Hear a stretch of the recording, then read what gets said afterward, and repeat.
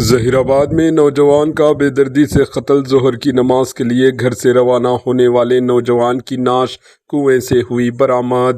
ریاست تلنگانہ کے ضلع سنگاریڈی کے حلقہ اسمبلی ظہیر آباد ٹاؤن میں واقع فیاض نگر کے رہائشی ایک نوجوان کا بے دردی سے قتل کر دیا گیا۔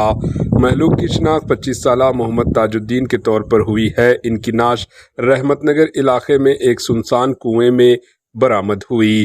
بتایا جاتا ہے کہ تاج الدین ہفتے کے دن دوپہر کے وقت ظہر کی نماز کے لیے گھر سے روانہ ہوئے تھے مگر رات تک واپس نہیں آئے۔ ان کی motor cycle bike Jama Masjid کے قریب سے برآمد کی گئی۔ اتوار کے دن پولیس کو رحمت نگر میں ایک پرانے کنویں میں نعش پائے جانے کی اطلاع ملی، جس پر پولیس نے موقع پر پہنچ کر نعش کو باہر نکال کر پنچنامے کے بعد گورنمنٹ اسپتال کے مردہ خانہ منتقل کر دیا۔ پولیس کے مطابق مہلوک کے جسم پر گہرے زخموں کے نشانات پائے گئے، جس سے شبہ ظاہر کیا جا رہا ہے کہ انہیں بے رحمی سے قتل کر کے ان کی نعش کو کنویں میں پھینک دیا گیا۔